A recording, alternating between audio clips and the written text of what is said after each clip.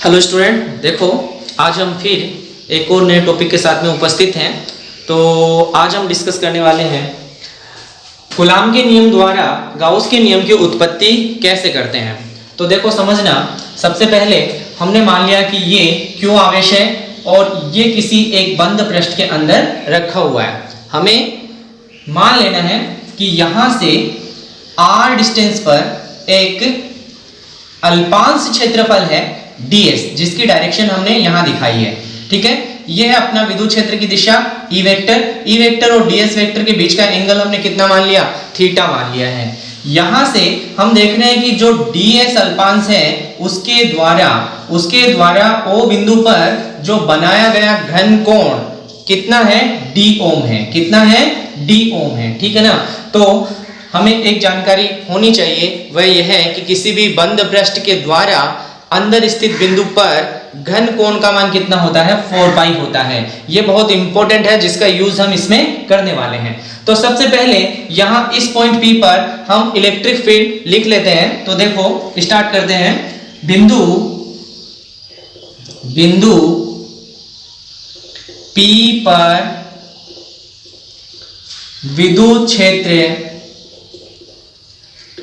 की तीव्रता और विद्युत क्षेत्र की तीव्रता वो हो जाएगी E vector equal to 1/4 pi epsilon not into Q upon R square. R distance पे ले रहे हैं हम, साथ में ही इसी की डायरेक्शन में E वेक्टर की डायरेक्शन में ही हमने क्या मान लिया, R कैप मान लिया। क्या मान लिया है, R कैप, जो कि यूनिट वेक्टर है अपना, वो मान लेते हैं हम। ठीक है। अच्छा, इसके बाद ये आ गया अपने पास में विद्युत क्षेत्र, इसको नाम दे देता हूं मैं इक्वेशन 1। हमें फाइंड करना है क्या, फ्लक्स। तो फ्लक्स के लिए हम लिखते हैं ds क्षेत्रफल अल्पांश से संबंधित फ्लक्स कितना होगा। तो ds क्षेत्रफल अल्पांश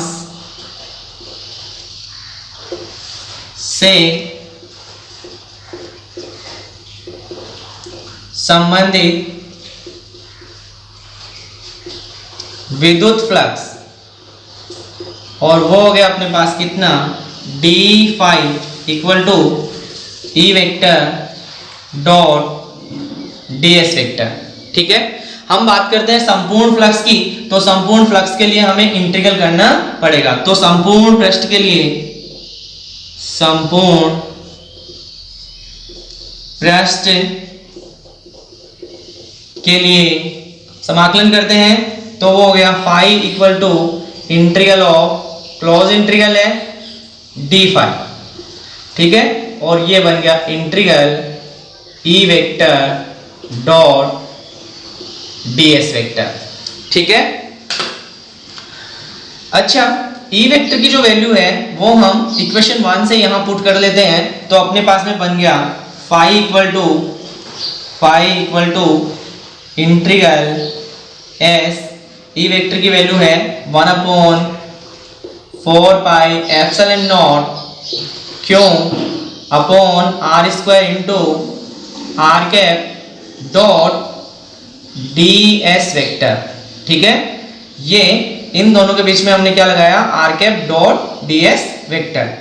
तो हम इसे सरल कर लेते हैं। तो ये बन गया अपने पास में फाई इक्वल टू, जो कांस्टेंट है उसको बाहर कर देते हैं। तो ये हो गया अपने पास Q upon 4 pi epsilon naught, Q upon 4 pi epsilon not, constant है बाहर आ गया, इंटीग्रल s, यहां से बचा R कैप का मॉडुलस यूनिट वेक्टर है, इकाई सदिश है, इकाई सदिश का परिमाण 1 होता है, इसलिए उसे लिखने की आवश्यकता नहीं है।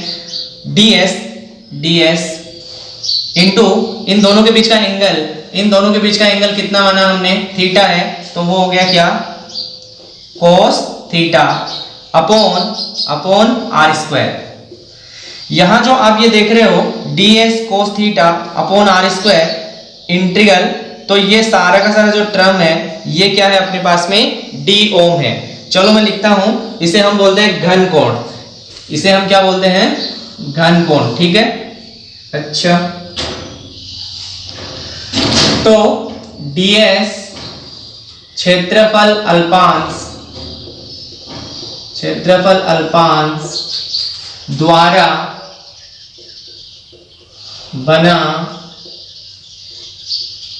घन कोण क्यूब एंगल है, ठीक है, वो है डी ओम और उसकी वैल्यू है ds cos theta upon R square, ठीक है। तो हम इसकी जगह ये रख लेते हैं यहाँ, तो अपने पास में फाई बराबर बन गया क्यों upon 4 pi epsilon nought integral d ohm, ठीक है। किसी भी बंद पृष्ठ के द्वारा अंदर स्थित बिंदु पर बना घन कोण का मान कितना होता है? 4 पाई होता है। तो किसी भी बंद पृष्ठ के अंदर स्थित बिंदु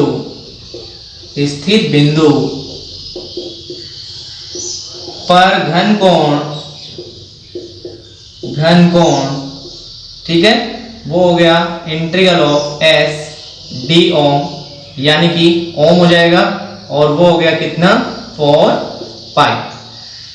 तो ये याद रखना आपको, और इसकी वैल्यू हम यहां रख लेते हैं। इसकी वैल्यू यहां रख लेंगे तो देखो क्या बन गया, ये बन गया अपने पास phi equal to q upon 4 pi epsilon not into ये हो गया क्या?